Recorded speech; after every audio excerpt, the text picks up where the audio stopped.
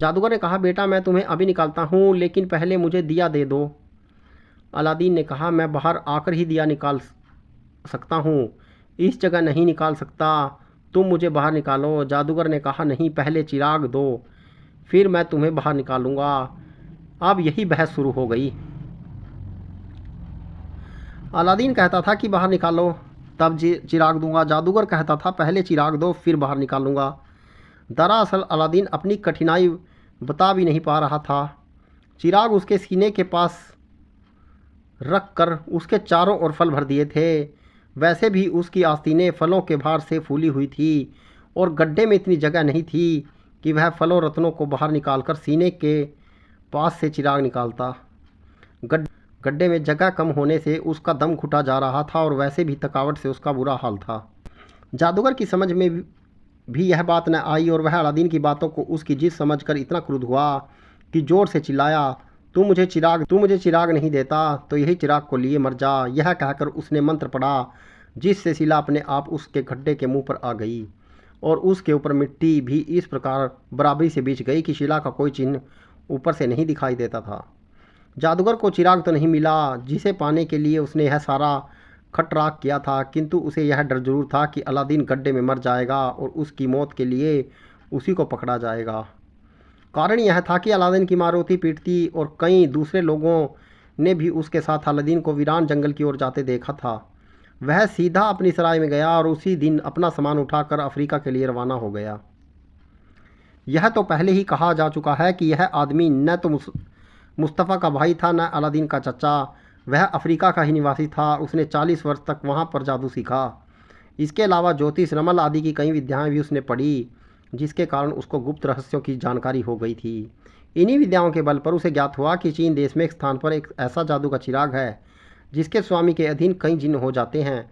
इसी कारण वह अफ्रीका से इतनी लंबी यात्रा करके चीन आया था और अपनी रहस्यमय विद्याओं से पता लगाते लगाते अलादीन के नगर में पहुंचा था। इन विद्याओं से उसे यह भी मालूम हुआ था कि उस चिराग के पास किसी पूर्णतः निष्कपट पालक के अलावा और कोई नहीं जा सकता। कम से कम वह जादूगर खुद तो हरगिज नहीं जा सकता था। एक बात यह भी थी कि जादूगर खुद मोटा ताज़ा था और चाहे कितने कसे कपड़े पहनता, दलानों की दीवारों से वह छू ही जाता और वहीं भस्म होकर रह जाता। उसने अलादीन को इसलिए पटाया था कि उस पर इतना धन इसलिए व्यय किया था कि अलादीन के द्वारा उसे चिराग की प्राप्ति हो जाए। उसका यह भी इरादा था कि अलादीन से चिराग लेकर अपने मंत्र बल से उसे वहीं मार डाले और उसकी आकस्मिक मृत्यु की बात कहकर निर्दोष बना हुआ अफ्रीका चला जाए। जब अलादीन ने उसे चिराग न दिया या वह चिराग न दे सका तो जादूगर निराश हो और क्रोध के कारण यह भी भूल गया कि उसका दिया हुआ जादुई छल्ला अभी अलादीन के पास है। जादूगर को शायद खुद उस छल्ले की इतनी ज़रूरत भी न थी, इसलिए वह छल्ले को भूल गया, किंतु अलादीन का जीवन इसी छल्ले के कारण बचा। जादूगर को मंत्र बल से गड्ढे पर शीला रख कर चला गया। अलादीन यही समझता रहा कि मेरा चाचा बाहर खड़ा है। वह लगातार रोता पीटता और चचा की मनुहार करता रहा और कि मुझे वापस निकाल लीजिए, मैं किसी तरह सीने के ऊपर से चिराग निकाल कर आपको दे दूंगा, इसके बाद ही मुझे खड्डे से निकालिएगा। लेकिन अब उसकी कौन सुनता। जादूगर को इतने में मीलों आगे चला गया था। बेचारा अलादीन घंटों तक चिल्लाता रहा जब तक प्यास ने उसका गला बंद नहीं कर दिया। अंत में फिर वह सीढ़ी से उतरकर दलान के बाहर बैठ गया, जहाँ कम से कम उसके हाथ पांव हिलने की जगह तो थी। वह यह देखकर और परेशान हुआ कि दलान बाग आदि धीरे धीरे गायब होने लगे, क्योंकि वे सब जादू के खेल थे। हाँ, उसके पास चिराग और बटोरे हुए रत्न जैसे के तैसे थे, किंतु अब वह इनका क्या करता। वह अंधेरे में इधर उधर भटकने लगा और फूट फूट कर रोने लगा। अंत में वह एक जगह थक कर बैठ गया। उसने सोना चाहा, किंतु उसे नींद भी नहीं आई। एक पूरा दिन इसी तरह गुजर गया। हालांकि अलादीन को दिन रात का अंतर क्या मालूम होता। अब उसने समझ लिया कि अब मुझे यहीं भूखे प्यासे मर जाना है और मेरी माँ को कोई खबर नहीं लगेगी और वह रो रो कर मर जाएगी। वह निपट निराशा में अपने हाथ मलने लगा।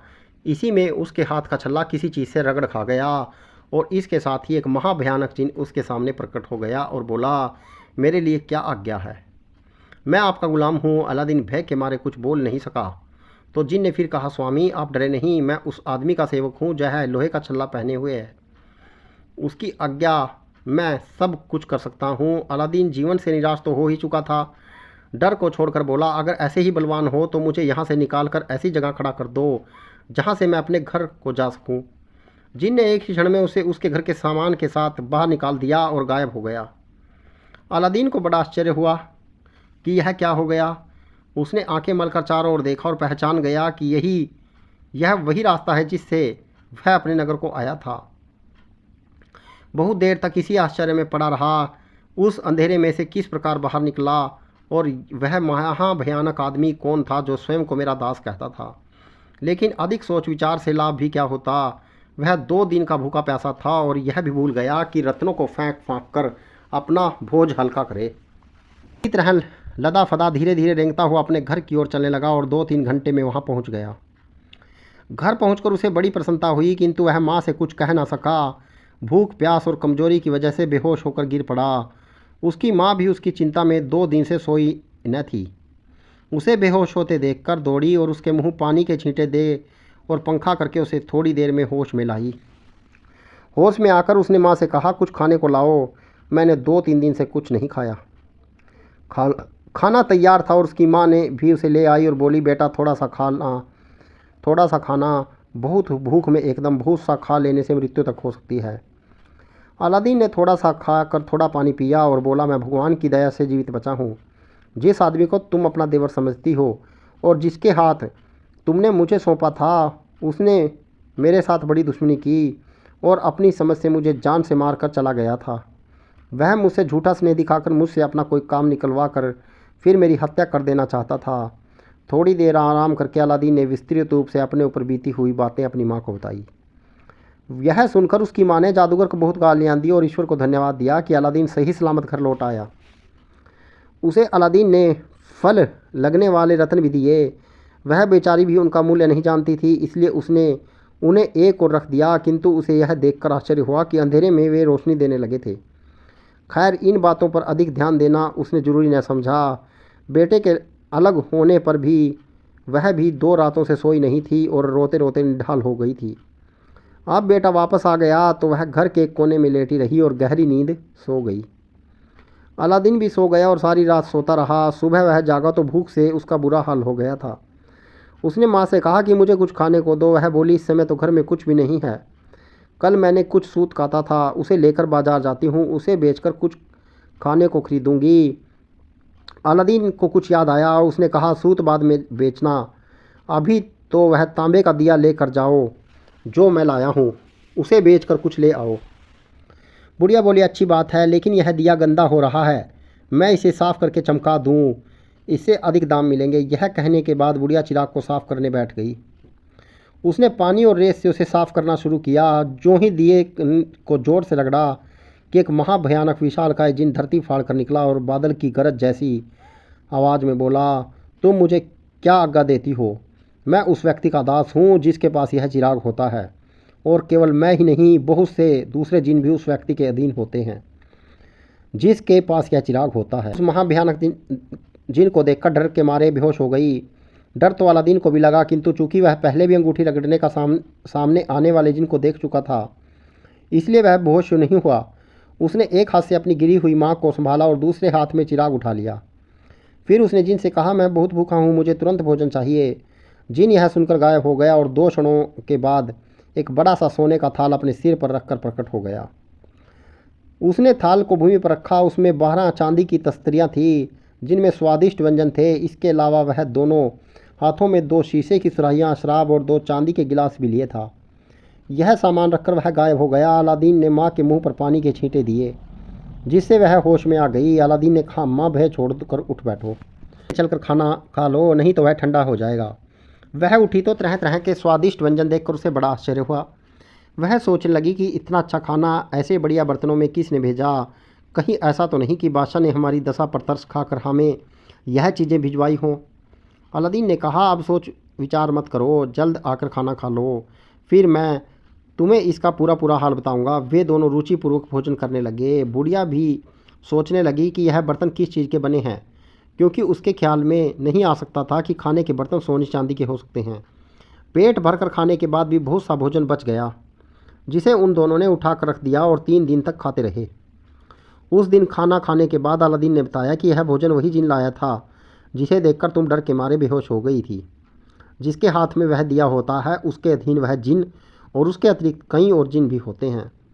उसकी माँ ने कहा, मुझे तो इस बात पर विश्वास नहीं होता, और ऐसा हो तो भी इस दिए को किसी को दे डालो या फेंक दो। मैं उस भयानक जिन को नहीं देखना चाहती। तुम इस छल्ले को भी निकाल कर फेंक दो।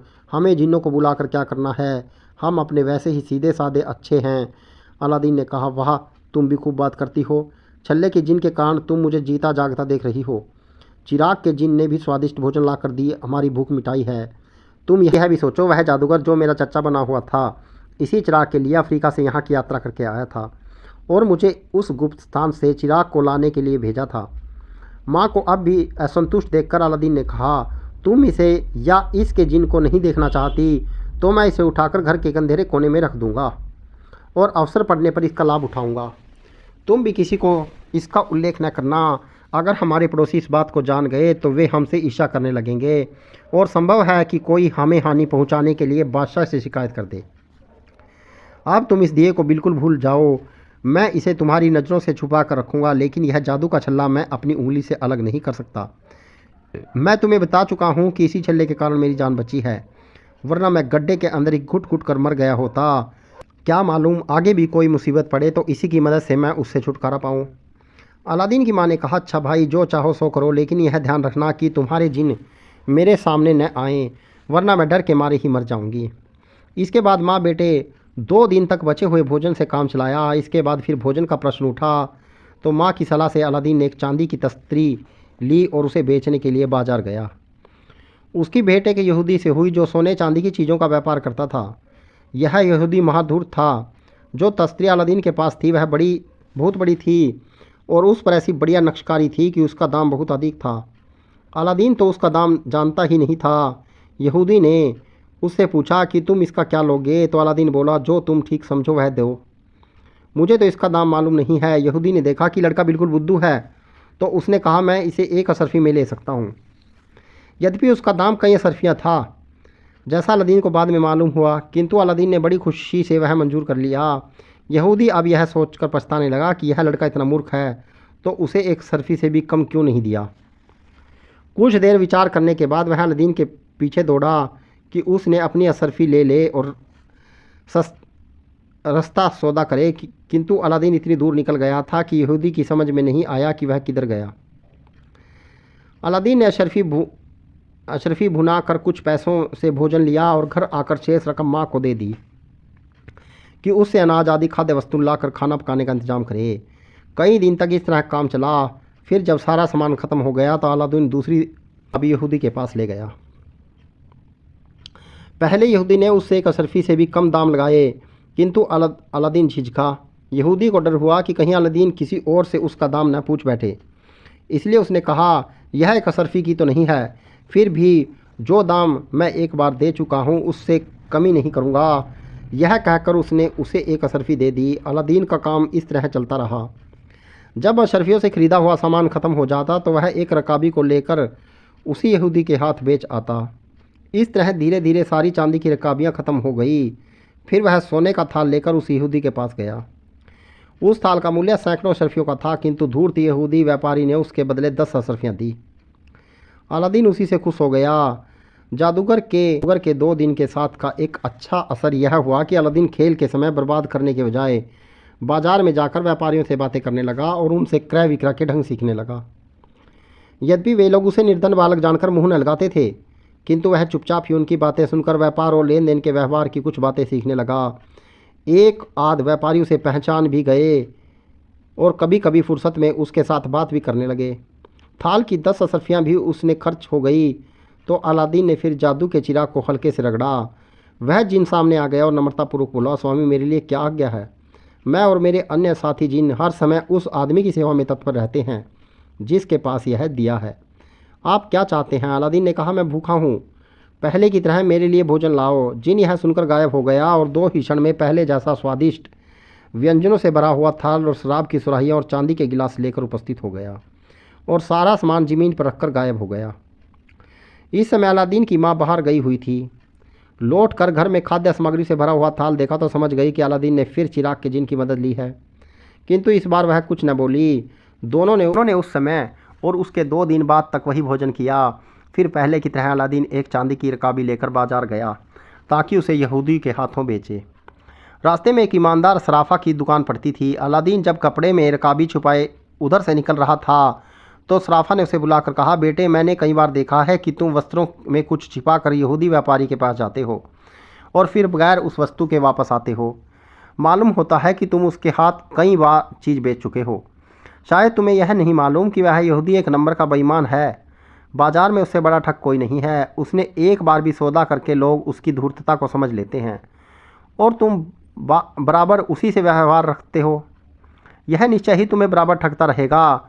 तुम अगर कोई चीज़ बेचते हो तो मुझे दिखाओ, मैं तुम्हें उस चीज़ का ठीक मूल्य दूंगा, और अगर वह चीज़ इतनी कीमती है कि मैं खुद उसे खरीद न सकूं तो बाज़ार में बड़े व्यापारियों के पास जाकर उसे सही दामों में बिकवा दूंगा।